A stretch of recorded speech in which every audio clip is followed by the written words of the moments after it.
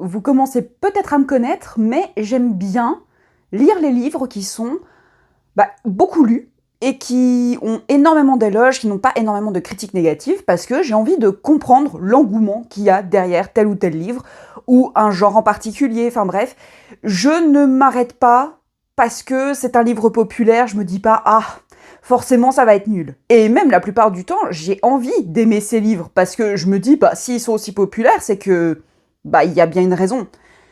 Sauf que là, il va y avoir 3 cas où en fait, ça ne l'a pas du tout fait avec moi. Et avec mon expérience, avec la formation aussi que j'ai eue avec les artisans, j'ai pu un peu mieux comprendre pourquoi est-ce que je n'avais pas aimé tel ou tel livre. Il y a des choses que je n'aurais pas su mettre en mots pour expliquer à quel point j'ai été déçue ou pourquoi est-ce que je n'avais pas aimé tel ou tel livre. Ceci étant dit, il n'y a aucun jugement sur les lecteurs et les lectrices de ces livres. Si vous les avez aimés, franchement, tant mieux pour vous. Et surtout, il y en a un que j'aurais aimé aimer.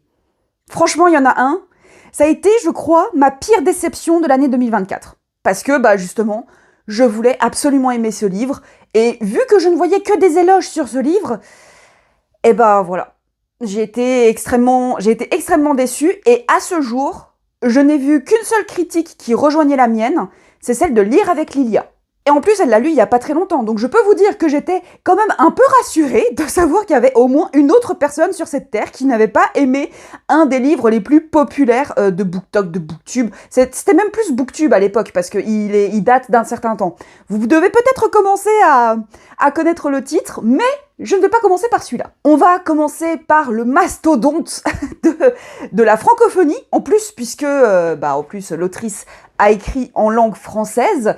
Il s'agit de Captive de Sarah Rivens. Celui-ci en plus a une histoire un peu particulière parce que je l'ai lu parce que il venait tout juste de sortir en librairie et en fait on ne comprenait pas l'engouement qu'il y avait pour ça. J'ai travaillé dans une petite librairie indépendante de quartier et d'un seul coup des dizaines de jeunes lectrices nous ont demandé Captive de Sarah Rivens. On n'avait pas anticipé l'engouement qu'il allait y avoir, on ne connaissait pas du tout ce texte. Et animée par ma petite curiosité que certains diront mal placée et un peu tordue, je me suis dit, je vais découvrir non seulement un des livres les plus populaires du moment, mais en plus, un livre qui représente la dark romance. Bon, j'ai su par après que c'était pas forcément le cas, mais je me suis dit, c'est peut-être un premier pas dans la dark romance et pour essayer de comprendre l'engouement qu'il peut y avoir derrière ce genre littéraire qui, de prime abord, ne m'attire absolument pas. Parce que déjà que la romance, c'est plus du tout mon truc, mais alors, une romance qui met en scène des violences et des relations toxiques, MeToo est passé par là, on va dire. Pour les quelques personnes qui ne sauraient pas de quoi parle Captive, on ne sait jamais, il y en a peut-être parmi vous, pensons à elles et eux. Captive, c'est l'histoire d'Ella, qui est une jeune femme de 22 ans, si je me souviens bien au début de l'histoire, et ça fait depuis ses 16 ans qu'elle est une captive. Une captive dans cet univers qui se rapproche grandement du nôtre, on est dans l'époque moderne, mais les captives sont un peu des filles qui servent d'espionnes, qui sont là pour transmettre des messages de gang en gang, pour espionner, enquêter aussi sur des potentiels rivaux du gang voisin, du gang rival. Mais en fait, Ella, elle n'est pas dans ce côté-là de la captivité, on va dire, puisque elle a été prostituée contre son gré pendant plusieurs années. Et ça a engendré les traumatismes que vous imaginez. Sauf qu'un jour, son possesseur, oui, parce qu'il y a toute une hiérarchie, donc une captive a forcément un possesseur, l'a vendue à un gang de Los Angeles et elle est partie pour faire un voyage je crois qu'elle est partie de la Floride jusqu'à Los Angeles pour rejoindre son nouveau possesseur qui n'est nul autre que Ash. Je crois que c'est Scott son nom de famille, mais je ne sais plus. Et disons que les présentations ne se font pas de manière très très sympa puisque Ash l'enferme dans la cave sur un matelas miteux en disant à tout le monde dans son gang que jamais il n'aurait de captive et que si elle survivait à cette nuit, ce serait bien pour elle. Mais il ne la protégerait pas. Assez sympa comme début de relation, hein. Et donc vous vous doutez bien que la relation va évoluer jusqu'à ce qu'il y ait des sentiments qui naissent dans Ella. On n'a pas le point de vue de Ash, mais on suppose que lui aussi commence à être attiré par Ella, mais vous comprenez, c'est le mec mystérieux, sombre, chef de gang en plus, tatoué, qui ne veut pas montrer à quel point il a un petit cœur tendre. Et on peut dire que niveau camouflage du cœur tendre, il n'y va pas de main morte, puisque dès le chapitre genre 2 ou 3, très très tôt dans le récit, il brûle la main de la protagoniste sur une plaque de cuisson. Je pense que vous connaissez déjà l'anecdote, mais quand je l'ai lu, je me suis dit, mais à quel moment ils vont finir ensemble? Et je ne savais pas que dans la dark romance, l'argument du syndrome de Stockholm est quelque chose d'assez récurrent apparemment. Je vais être totalement transparente, je me doutais que je n'allais pas aimer ce livre. Mais je ne l'ai pas tant pas aimé à cause du travail de l'autrice que à cause du travail de la maison d'édition. Ou du manque de travail de la maison d'édition en l'occurrence. Ce texte a été publié pour la première fois sur Wattpad. Donc, vous connaissez certainement le principe, c'est une plateforme en ligne qui permet aux auteurs et autrices de publier chapitre par chapitre des romans, des nouvelles, toutes sortes de choses. Et Captive a été construit sur ce modèle-là, donc à chaque fin de chapitre, on a un mini cliffhanger qui nous pousse à lire le chapitre suivant.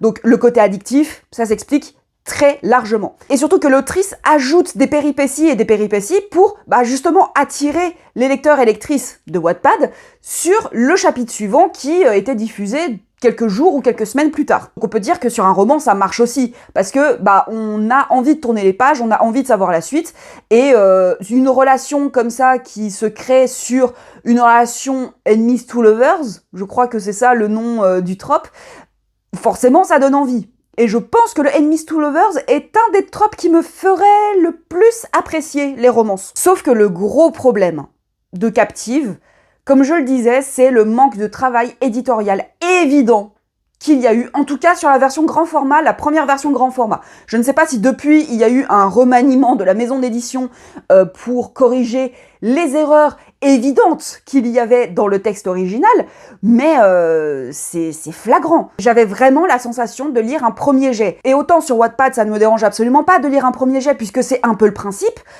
autant quand ce livre est vendu 20 €, ça commence à piquer. Nous avons une répétition absolument insupportable du mot psychopathe.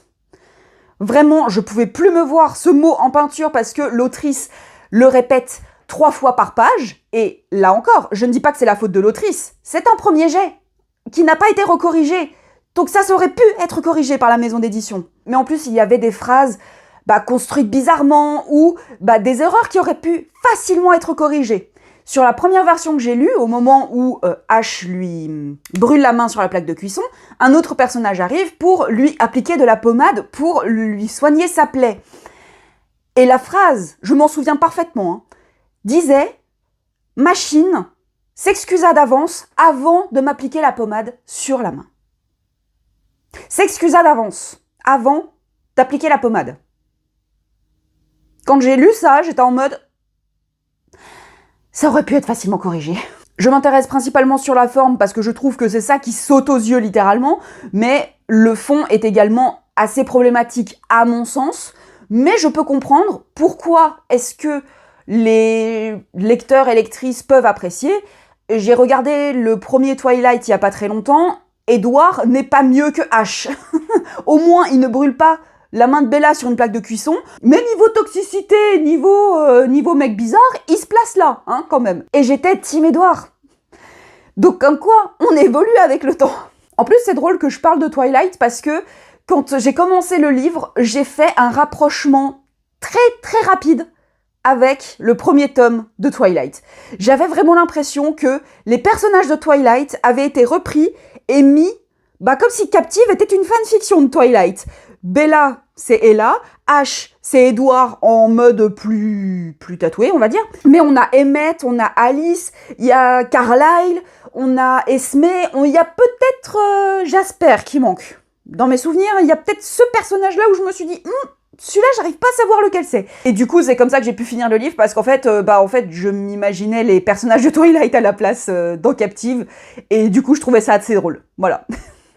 Après, encore une fois, je ne blâme pas l'autrice, parce qu'elle a fait son travail, elle a écrit son premier jet, elle a eu du succès sur Wattpad, tant mieux pour elle. Elle a eu du succès avec son livre édité, tant mieux pour elle, bien évidemment. C'est juste que je suis presque triste, en fait, pour elle, parce que l'expérience d'édition qu'elle a eue avec cette maison-là, c'est peut-être pas la meilleure expérience qu'elle ait pu avoir, et c'est vraiment, je trouve ça vraiment triste. Pour avoir été édité dans un recueil de nouvelles, le travail éditorial a été beaucoup plus poussé que sur Captive, je trouve. Et c'est vraiment dommage, c'est vraiment triste parce que, au vu de l'engouement que l'autrice engendre sur les réseaux sociaux, etc., elle pourrait écrire de super bouquins, je pense. Si on l'aidait en conséquence. Le deuxième livre dont je souhaitais vous parler, c'est Les 7 maris d'Evelyn Hugo. Et c'est celui-là que j'aurais aimé aimer. Ce livre rassemble absolument tout ce que j'aime. On y suit une jeune journaliste qui vit de petits billets d'humeur, limite qu'elle écrit dans les journaux ou dans les magazines, et un jour, elle est contactée par l'attachée de presse d'une grande actrice, Evelyn Hugo, qui n'a jamais voulu raconter son histoire, qui n'a jamais voulu accorder d'interview, jusqu'à ce jour, et elle veut spécifiquement cette jeune journaliste pour écrire la biographie de sa vie. Au fil des chapitres, on va découvrir la vie d'Evelyn Hugo, assez rocambolesque puisque, elle a eu 7 maris. J'adore cette structure où le protagoniste n'est pas forcément le sujet principal du roman, et j'en attendais vraiment beaucoup de cette structure-là, sauf que ça n'a pas été bien maîtrisé à mon sens. Quand on arrivait au chapitre où Evelyn Hugo raconte sa vie, en fait, j'arrivais pas à être dedans. J'étais pas prise émotionnellement. Et du début à la fin, je n'ai pas été prise émotionnellement par l'histoire d'Evelyn Hugo. Et du coup, à plusieurs moments dans l'intrigue, en fait, j'ai senti que l'autrice s'est dit « je veux que la lectrice ou le lecteur pleure à ce moment-là. Je veux faire monter les larmes. Et en fait, c'était pas naturel. Pour moi, je sentais le truc forcé, je sentais qu'elle faisait tout. Il y a surtout une scène en particulier, c'est vers la fin du roman, où je sentais que c'était pour me faire pleurer. Je le sentais, et j'aurais aimé pleurer sur cette scène. J'aurais aimé être prise émotionnellement. Mais ce ne fut jamais le cas. Et je pense que c'est parce que les chapitres où Evelyn Hugo raconte sa vie sont construits d'une manière qui ne maîtrise pas le show dont elle complètement. C'est-à-dire qu'il y a beaucoup de résumés narratifs, on nous résume 10 ans de sa vie, par exemple, au tout début du paragraphe, et puis ensuite on déroule une scène spécifique qui raconte une anecdote précise sur sa vie. Mais en fait, j'étais pas accrochée. Je n'arrivais pas à rentrer dedans. Et même la journaliste n'arrivait pas à m'accrocher suffisamment avec sa vie personnelle pour que je sois au moins intéressée, un tant soit peu, ne serait-ce qu'à sa vie. Mais non. Parce qu'en fait, Evelyn Hugo prenait énormément de place, tandis que la journaliste en prenait une moindre, même si c'était elle qui racontait l'histoire. Et du coup, vu que je n'étais pas prise émotionnellement par Evelyn Hugo et que j'en avais un peu rien à faire de ce qu'elle me racontait, la protagoniste, dont je ne me souviens même plus le nom, c'est pour vous dire. Et bon, en même temps, j'ai une très mauvaise mémoire des prénoms. Mais je ne me souviens pas de son prénom, je ne me souviens globalement pas de son intrigue, je me souviens de celle d'Evelyn Hugo parce que c'est elle le sujet du roman, mais c'est tout quoi. Et en plus, j'ai trouvé que Evelyn Hugo a des origines un peu particulières. Si je me souviens bien, elle est cubaine. Donc, il est mentionné que, vu qu'elle est cubaine, ça va être un peu plus compliqué pour elle de percer dans le monde du cinéma. Et j'attends de voir à quel moment elle a galéré. Ça aurait été vraiment intéressant de nous plonger vraiment dans l'univers du cinéma hollywoodien à ce moment-là, puisque il me semble que c'était un peu dans la période de l'âge d'or du cinéma hollywoodien, donc ça aurait été vraiment intéressant de voir justement comment est-ce qu'elle a fait pour gravir les échelons, pour être l'icône qu'elle est devenue sur la fin de sa vie. Mais non, comme beaucoup de sujets dans ce livre, c'est traité très en surface, sans qu'on aille chercher les détails réels de ce qu'a pu être la réalité du terrain, on va dire, à ce moment-là. Et des clichés qui sont souvent reprochés dans les livres assez populaires, concernant une catégorie spécifique de personnes. Je n'en dis pas plus au cas où ce serait du spoil. J'ai été extrêmement déçue par ce livre. Et du coup, dès que je suis arrivée sur Paris, parce que je l'ai terminé sur le trajet de chez moi jusqu'à Paris pour fêter Nouvel An avec mes copines, en fait, j'ai déposé dans une boîte à livres parce que je n'y trouvais absolument aucun intérêt. J'avais l'impression d'être seule sur Terre à ne pas avoir aimé ce livre. Et enfin, le dernier livre que je souhaitais vous présenter, et c'est pas les moindres, La femme de ménage de Frida McFadden. Encore une fois, c'est ma curiosité qui m'a poussée à lire ce livre. Je l'ai lu en audio.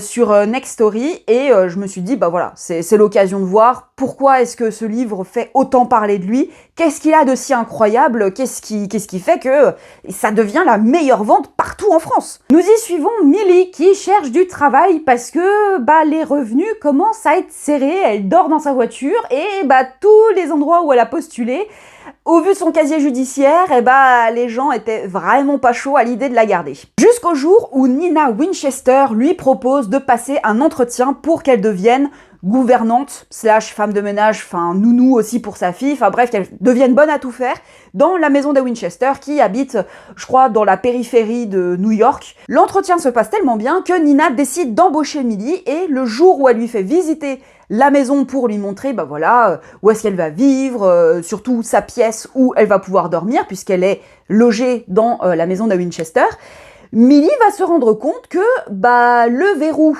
de la porte est à l'extérieur, et non pas à l'intérieur. Donc on peut l'enfermer, mais elle ne peut pas s'enfermer elle-même.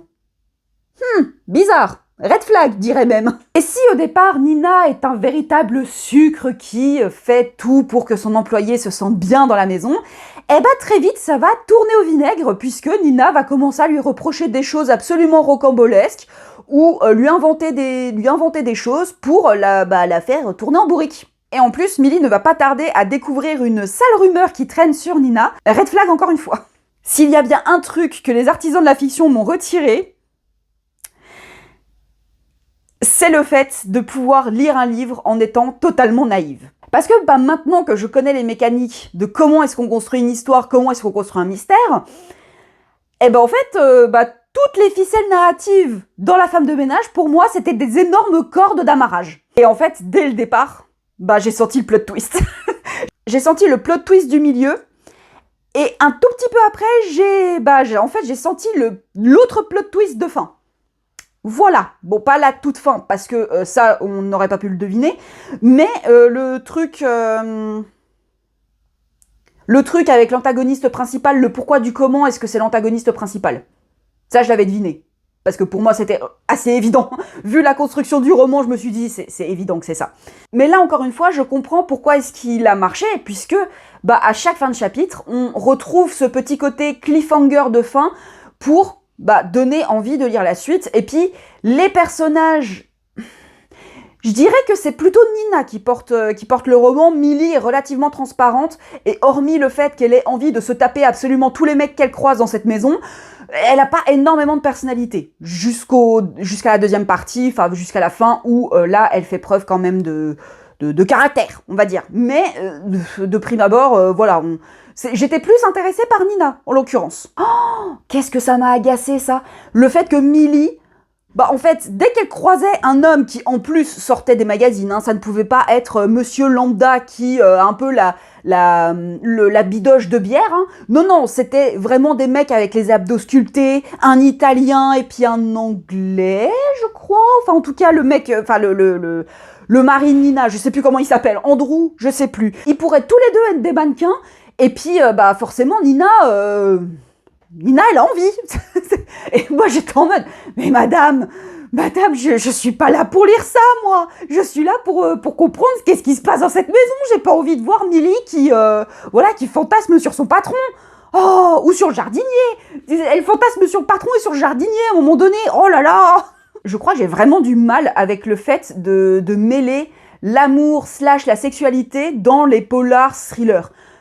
Alors, je sais parfaitement que les auteurs et autrices aiment bien mêler l'amour parce que c'est la pulsion de vie, et puis la mort parce que la pulsion de mort. Le roman policier en soi traite de la pulsion de mort. Comment est-ce que quelqu'un peut tuer quelqu'un, mais à un moment donné, il faut se calmer les miches, À un moment donné, il faut prendre un extincteur.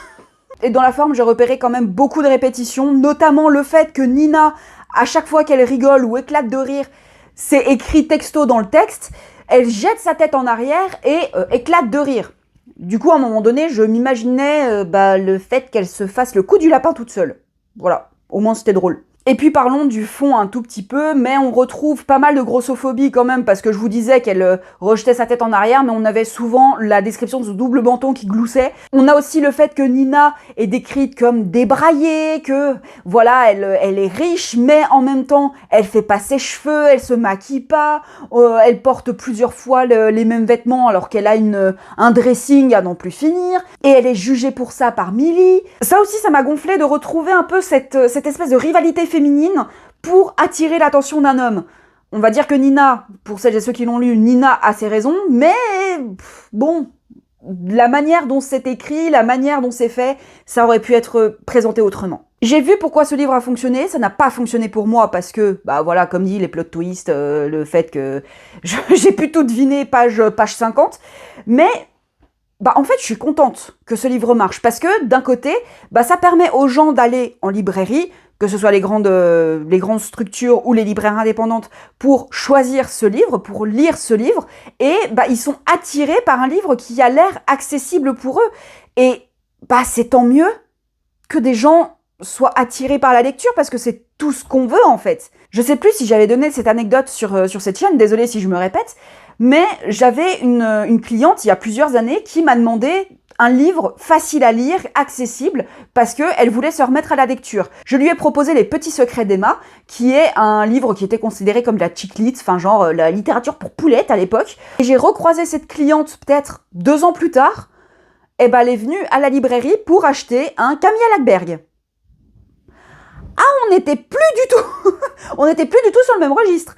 Et quand on en a parlé, elle m'a dit, mais en fait, c'est grâce à vous et c'est grâce au fait que vous m'ayez donné un livre accessible qui m'a fait rire, qui m'a donné envie d'en lire plus, que bah, j'en suis arrivée là, qu'elle s'est ouverte à d'autres genres et qu'elle est devenue curieuse au point d'aller lire du Camilla Lackberg. Ce qui, bah, franchement, je ne lui aurais jamais conseillé du Camilla Lackberg au moment où elle est venue me demander un livre. Est-ce que cependant, je fais partie des gens qui en ont marre de voir Frida McFadden partout ? Peut-être. Parce que je me dis, des livres accessibles, des livres faciles à lire, il y en a plein d'autres. Et des livres accessibles et faciles à lire qui seraient mieux écrits que La femme de ménage, oui. Mais La femme de ménage étant une porte facile pour les personnes qui ont envie de se remettre à la lecture ou de découvrir la lecture, bah tant mieux. Ce livre n'est pas fait pour moi, ça c'est clair, mais je ne vais pas cracher sur les lecteurs et lectrices parce que bah justement ça leur donne envie de lire. Je ne vais pas critiquer ça. Le seul truc que je pourrais critiquer sur Frida McFadden, c'est que, bah, apparemment, la plupart de ses plot twists reposent sur à peu près les mêmes schémas. Bon, ce qui, au bout d'un moment, doit être un peu redondant. J'espère que cette petite vidéo critique sur les livres populaires sur les réseaux vous a plu. N'hésitez pas à partager, commenter et booster la vidéo et à me dire en commentaire, bah, si vous avez lu ces livres, qu'est-ce que vous en avez pensé? Est-ce que nous sommes 2 sur Terre à ne pas avoir aimé Les 7 maris d'Evelyn Hugo? Et quel autre livre populaire vous avez lu et vous n'avez pas aimé que je n'ai pas mentionné dans cette vidéo? Et je vous dis à très vite pour une prochaine vidéo.